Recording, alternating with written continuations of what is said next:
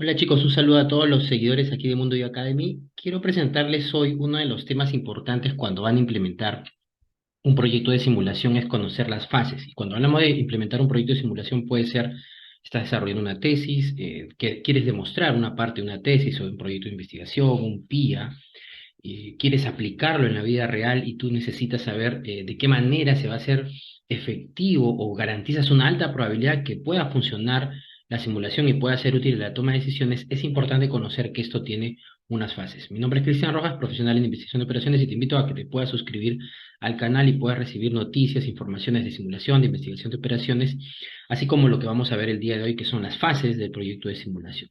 Entonces, cuando hablamos de la fase de un proyecto de simulación, es importante conocer que la simulación de sistemas parte de un concepto que nosotros tomamos la realidad y tenemos un concepto, nos damos una idea, ahí parte el modelamiento y se genera un modelo. Entonces, la simulación de sistemas toma la realidad para ponerlo en un modelo y sea más fácil de manipular y de hacer algunas pruebas.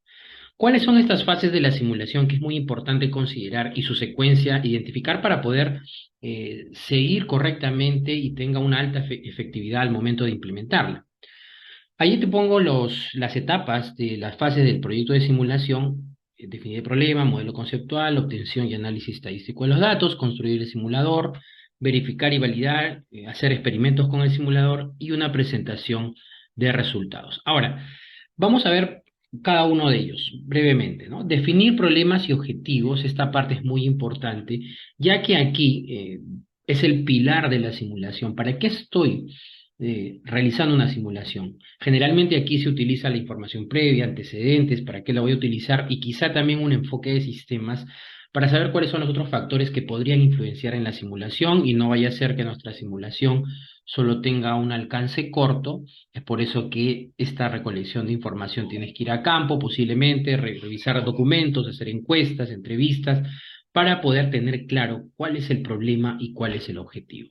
También es muy importante definir los indicadores que se van a obtener en el simulador. Muchas veces cuando hago las asesorías a empresas o profesionales, no se tiene un indicador o no se tiene claramente cuál va a ser el problema y esto nos puede impedir diseñar un buen modelo de simulación. Entonces, teniendo claro cuál es el objetivo, teniendo claro cuál es el indicador que se quiere mejorar, entonces eso va a ayudar a poder simular correctamente. Cuando hablo de problemas o objetivos o indicadores, por ejemplo, hemos definido que hay un problema de baja eficiencia. Ok, ¿cuánto es de eficiencia? 20% es baja para ti, 30%, ¿a cuánto deseas llegar?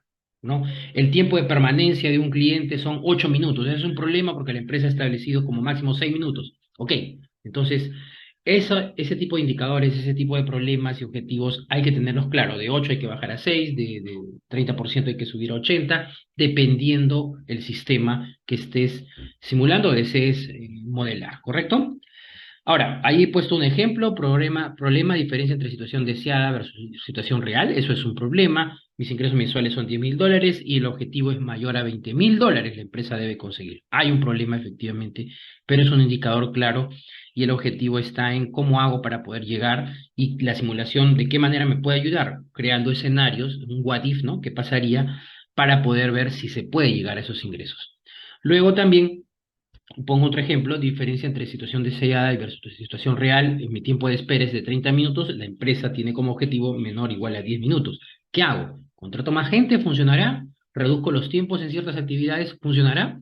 Entonces, eso se va a ir viendo a continuación, pero se tiene que definir bien el problema al inicio, ¿correcto? Ahí pongo otros ejemplos también.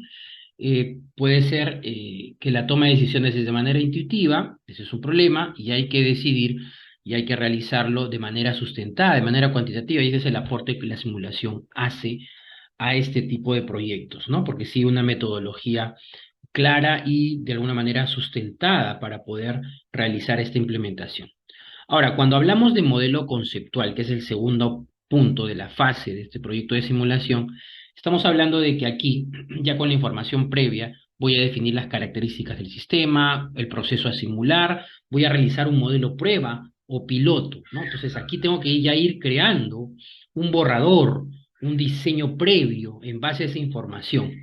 Ahora, un modelo conceptual puede ser, por ejemplo, una representación del sistema gráfica o una representación en tablas, y hay algunas universidades que trabajan este tipo de modelos conceptuales al momento que enseñan simulación de sistemas.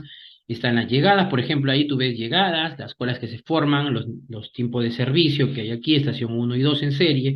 Está definido incluso las distribuciones estadísticas, y hay de reprocesos, si abandona el sistema, y luego salida, y cuánto se va a simular y la cantidad de réplicas. Un modelo conceptual no tiene que ser exactamente igual a la realidad o tiene que tener todas las características. Vale con hacer un piloto inicial, porque hay que, de alguna manera, validar, verificar luego en los siguientes pasos, pero es importante ir modelando conceptualmente porque así vamos a saber qué data, qué información numérica o qué información del proceso vamos a requerir, ¿ok? También lo podemos hacer en un software de simulación, en este caso la pantalla que tú ves es el software Arena, hago un piloto en el simulador previamente al proceso, previamente a la información que he ido recolectando en el primer punto, ¿no? En la fase número uno. Bien, aquí tienes un modelo en ProModel que también se está haciendo un modelo conceptual. Ojo, no es el modelo final, no es el modelo ya del simulador el que se va a correr y se va a ejecutar los resultados y se va a analizar y a partir de ahí hacer los cambios. No, un modelo conceptual es un modelo piloto, un modelo previo, un modelo básico. Vuelvo a repetir que te va a servir para entender el proceso, para ver si se cumplen los objetivos, si se está diseñando bien el problema y también para saber qué información adicional estadística vas a requerir. Muchas veces se piensa que tiene la data al inicio y no haces un modelo conceptual y resulta que lo que tenías de información no te sirve. Entonces es muy importante ir haciendo un modelo piloto, un modelo conceptual.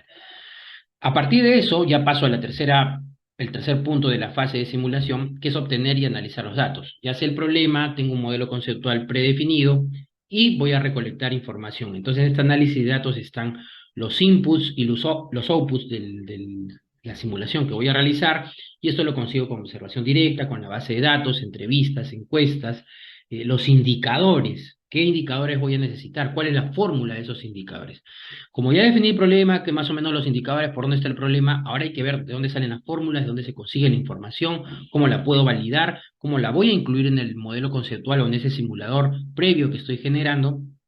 Y además también aquí voy a recolectar la data detallada de las distribuciones, ¿no? De los tiempos entre llegadas, los tiempos de servicio, las probabilidades, las bifurcaciones que hay, la fórmula de los indicadores, y con estos tiempos de servicio y tiempo de llegada, básicamente se van a generar las prehipótesis de las variables aleatorias que correspondan o que estén inmersas en la simulación que voy a realizar, ¿no? Entonces ahí, por ejemplo, recolecto la información, luego lo llevo a un software de validación, hago mi prueba de hipótesis, por ejemplo, ahí tienes el Input Analyzer, que es del software Arena, los otros software tienen el SPERFit, el StatFit, dependiendo del que tú utilices, ¿ok?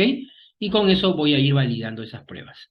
Luego que ya tengo la recolección de información correcta y es la que requiero, me voy a la construcción en sí del simulador, partiendo del punto 2 que ya tenía mi modelo conceptual y a partir de ahí voy a desarrollar ya el modelo en el software que yo tenga de elección, ¿no? Ese es el proceso actual, algunos le llaman el as is, ¿no? El antes de o el proceso actual también, como les digo.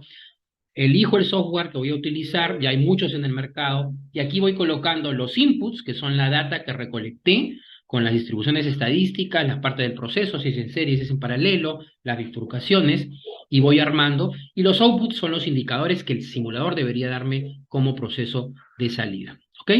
Muy bien. Luego viene la parte 5, que es una de las más importantes en la fase de simulación y que muchas veces por la rapidez de clases o por la inexperiencia de los que comenzamos a simular no hacemos, es la verificación y validación. Casi siempre o generalmente los que tenemos experiencia de simulación, no es que a la primera tu construcción del simulador va a darte justo o lo más cercano a lo que está ocurriendo en la realidad.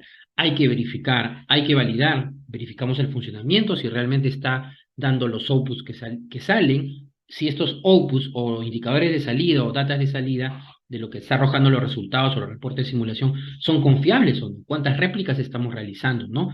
El intervalo de confianza y siempre comparar la simulación actual del simulador, del software, versus el sistema real. Si está bastante cercano, este software nos va a ayudar, nos va a servir para poder hacer una buena simulación. En este proceso a veces es el más extenso porque se tiene que ir corrigiendo, ¿no?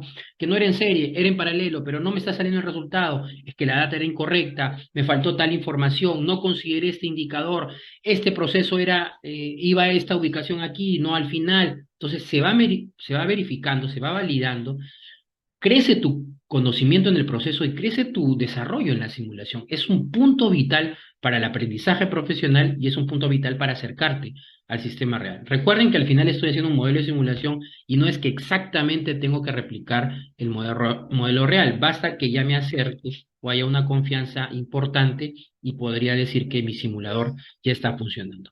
Cuando ya está verificado y validado mi simulador, ya los resultados están cumpliendo un error que he definido, un half-width, un intervalo de confianza, se está acercando al sistema real. A partir de allí puedo hacer los experimentos, que básicamente este punto 6 es la razón por la cual la simulación existe.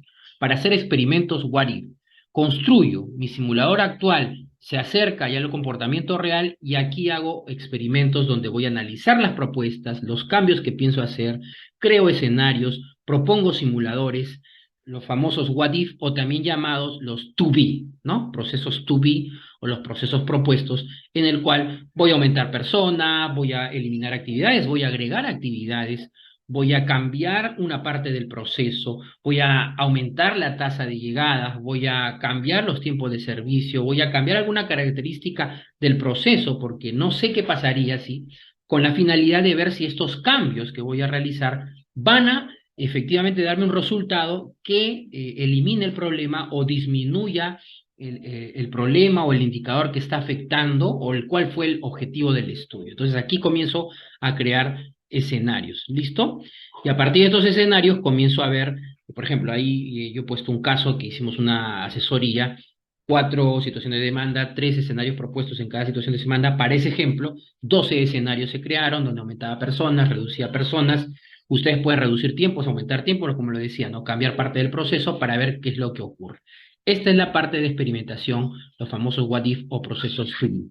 Y a partir de esos resultados de los procesos propuestos, obtengo los resultados de ese proceso propuesto para comparar cómo se comportan con respecto a la situación real o al simulador actual. Entonces, actual versus propuesto, veo si hay mejoras y si hay mejoras, valido que esas mejoras tengan una confiabilidad, hago esa comparación, resumo los resultados y llego a las conclusiones. ¿Sabes qué? Este escenario es el mejor, es el que más se va a acercar al indicador o al valor del indicador deseado, o es el que más se va a acercar a mejorar la situación problemática que tengo, ¿no? Y eso es lo que nosotros hemos desarrollado en este video para las fases de simulación. Siempre invitarlos a que nos sigan. Tenemos nuestro Facebook en Mundo IO, en Instagram @mundo_io, aquí en este canal de YouTube Mundo IO Academy. Tienen mi correo, tienen nuestros teléfonos para poder comunicarse. Igual lo dejamos en la caja de descripción, siempre atentos a cualquier información que ustedes quieran hacer y siempre invitarlos a que nos puedan seguir. Suscríbete aquí al canal de Mundo IO Academy. Mi nombre es Cristian Rojas, profesional en investigación de operaciones, y espero que esta información de simulación y ahora que ya conoces las fases que te puedan validar esos estudios te sirvan de mucho. Entonces nos estamos viendo en el próximo video. Cuídense.